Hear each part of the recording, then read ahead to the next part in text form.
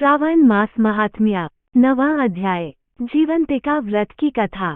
ईश्वर बोले, हे सनत कुमार, इसके बाद अब मैं शुक्रवार व्रत का आख्यान कहूंगा, जिसे सुनकर मनुष्य संपूर्ण आपदा से मुक्त हो जाता है।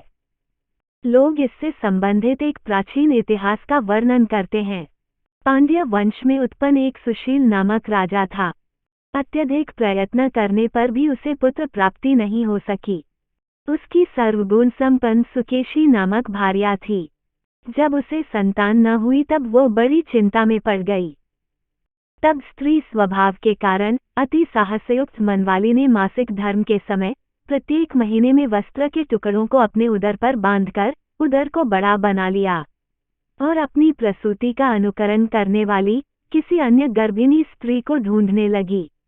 भावी देवयोग से उसके पुरोहित की पत्नी गर्भिणी थी।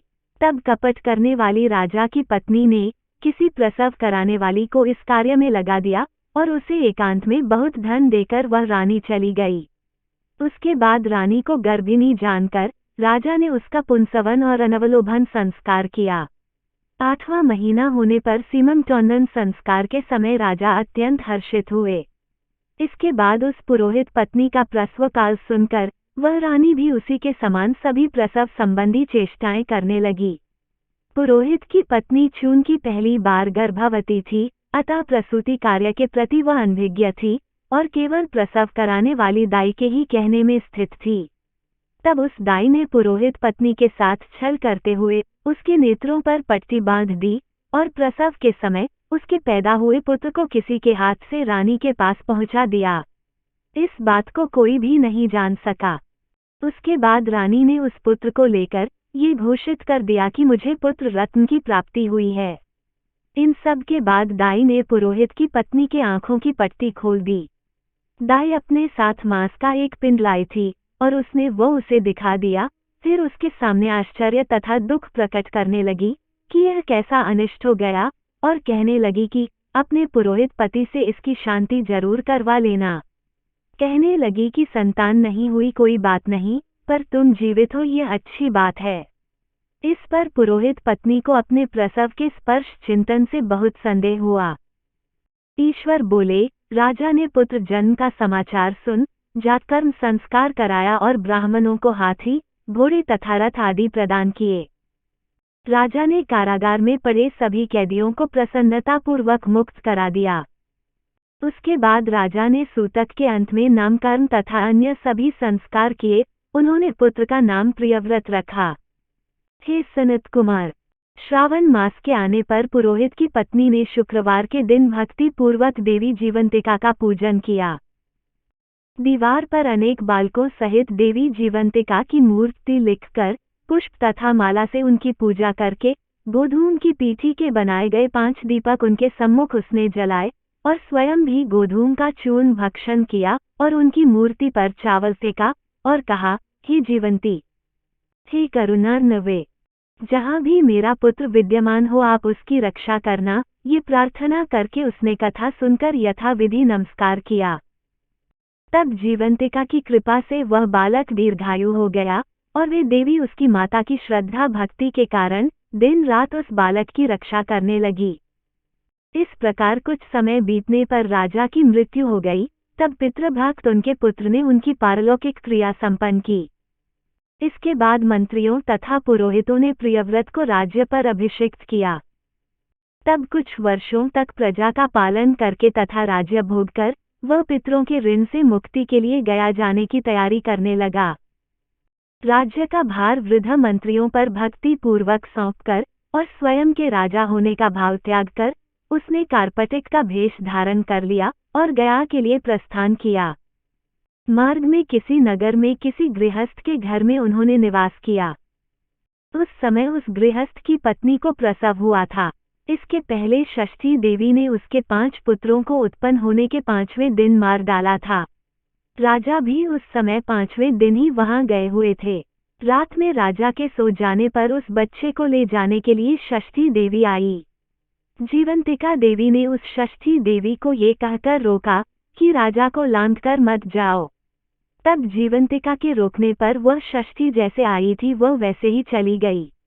इस प्रकार उस गृहस्वामी ने उस बालक को 5वें दिन जीवित रूप में प्राप्त किया। ये इतने प्रभाव वाले हैं, ये देखकर उस गृहस्थ ने राजा से प्रार्थना की, हे राजन, आपका निवास आज के दिन मेरे ही घर में हो। हे प्रभु, आपकी कृपा से मेरा ये छठा पुत्र जीवित रह गया है। उसके इस प्रकार प्रार्थना करने पर करुणा निधि उस राजा ने कहा कि मुझे तो गया जाना है।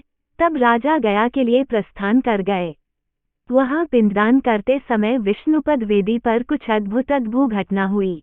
उस पिंड को ग्रहण करने के लिए 2 हाथ निकल कर आए। तब महान विस्मययुक्त राजा संशय में पड़ गए और पुनः पिंडदान कराने वाले ब्राह्मण के कहने पर उन्होंने विष्णुपद पर पिंड रख दिया। इसके बाद उन्होंने किसी ज्ञानी तथा सत्यवादी ब्राह्मण से इस विषय में पूछा। तब उस ब्राह्मण ने उनसे कहा कि ये दोनों हाथ आपके पितर के थे। इसमें संदेह हो तो घर जाकर अपनी माता से पूछ लीजिए, वह बता देगी। तब राजा चिंतित तथा दुखी हुए और मन में अनेक बातें सोचने विचारने लगे। वे यात्रा करके पुनः वहां गए जहां वह बालक जीवित हुआ था। उस समय भी उस स्त्री को पुत्र उत्पन्न हुआ था और उसका वह 5वां दिन था। वह जो दूसरा पुत्र हुआ था उसे लेने रात में फिर वही षष्ठी देवी आई। तब जीवंतिका के दोबारा रोके जाने पर उस षष्ठी देवी ने उनसे कहा, इसका ऐसा क्या कृत्य है, अथवा क्या इसकी माता तुम्हारा व्रत करती है, जो तुम रात दिन इसकी रक्षा करती हो। तब षष्ठी का ये वचन सुनकर जीवंती ने धीरे से मुस्कुराकर इसका सारा कारण बताया। उस समय राजा शयन का बहाना बनाकर वास्तविकता जानने के लिए जाग रहे थे। अतः उन्होंने जीवंती और षष्ठी दोनों की बातचीत सुन ली। जीवंतिका ने कहा, हे षष्ठी, श्रावण मास में शुक्रवार को इसकी माता मेरे पूजन में रत रहती है और व्रत के संपूर्ण नियम का पालन करती है। वो सब मैं आपको बताती हूँ। वो हरे रंग का वस्त्र तथा कंचुकी नहीं पहनती और हाथ में उस रंग की चूड़ी भी नहीं धारण करती। वह चावल के धोने के जल को कभी नहीं लांघती, हरे पत्तों के मंडप के नीचे नहीं जाती और हरे वर्ण का होने के कारण करेले का शाक भी वह नहीं खाती है। ये सब वह मेरी प्रसन्नता के लिए करती है, अतः मैं उसके पुत्र को किसी को मारने नहीं दूंगी। ये सब सुनकर राजा प्रियव्रत अपने नगर को चले गए। उनके देश के सभी नागरिक स्वागत के लिए आए। तब राजा ने अपनी माता से पूछा, हे माता, क्या तुम जीवंतिका देवी का व्रत करती हो? इस पर उसने कहा कि मैं तो इस व्रत को जानती भी नहीं हूँ। उसके बाद राजा ने गया यात्रा का समुचित फल प्राप्त करने के लिए ब्राह्मणों तथा सुवासिनी स्त्रियों को भोजन कराने की इच्छा से उन्हें निमंत्रित किया और व्रत की परीक्षा लेने के लिए सुवासिनियों को वस्त्र, कंचुकी तथा कनकन भेजकर कहलाया कि आप सभी को भोजन के लिए राजभवन में आना है। तब पुरोहित की पत्नी ने दूत से कहा कि मैं हरे रंग की कोई भी वस्तु कभी ग्रहण नहीं करती हूँ। राजा के पास आकर दूत ने उसके द्वारा कही गई बात राजा को बता दी। तब राजा ने उसके लिए सभी रक्तवर्ण के शुभ परिधान भेजे। वह सब धारण करके वह पुरोहित पत्नी भी राजभवन में आई। राजभवन के पूर्वी द्वार पर चावलों के धोने का जल पड़ा देखकर और वहां हरे रंग का मंडप देखकर वह दूसरे द्वार से गई। तब राजा ने पुरोहित की पत्नी को प्रणाम करके इस नियम का संपूर्ण कारण पूछा। इस पर उसने इसका कारण शुक्रवार का व्रत बताया। उस प्रियव्रत को देखकर उसके दोनों स्तनों में से बहुत दूध निकलने लगा। दोनों वक्ष स्थलों ने उस राजा को दुग्ध की धाराओं से पूर्ण रूप से सिंचित कर दिया। तब गया में विष्णुपदी पर निकले दोनों हाथों, जीवंतिका तथा षष्ठी दोनों देवियों के वार्तालाप तथा पुरोहित पत्नी के स्तनों से दूध निकलने के द्वारा राजा को विश्वास हो गया कि मैं इसी का पुत्र हूँ। उसके बाद पालन पोषण करने वाली माता के पास जाकर विनम्रता पूर्वक उन्होंने कहा, हे माता, डरो मत, मेरे जन्म का वृतांत सत्य सत्य बता दो। ये सुनकर सुंदर केशों वाली रानी ने सब कुछ सच सच बता दिया। तब प्रसन्न होकर उन्होंने जन्म देने वाले अपने माता पिता को नमस्कार किया और संपत्ति से वृद्धि को प्राप्त कराया। वे दोनों भी परम आनंदित हुए। एक दिन राजा प्रियव्रत ने रात में देवी जीवंती से प्रार्थना की, हे जीवंती, मेरे पिता तो ये हैं, तो फिर गया में वे दोनों हाथ कैसे निकल आए थे? तब देवी ने स्वप्न में आकर संशय का नाश करने वाला वाक्य कहा, हे प्रियव्रत, मैंने तुम्हें विश्वास दिलाने के लिए ही यह माया की थी, इसमें संदेह नहीं है। हे सनत कुमार, ये सब मैंने आपको बता दिया। श्रावण मास में शुक्रवार के दिन इस व्रत का अनुष्ठान करके मनुष्य सभी मनोरथों को प्राप्त कर लेता है।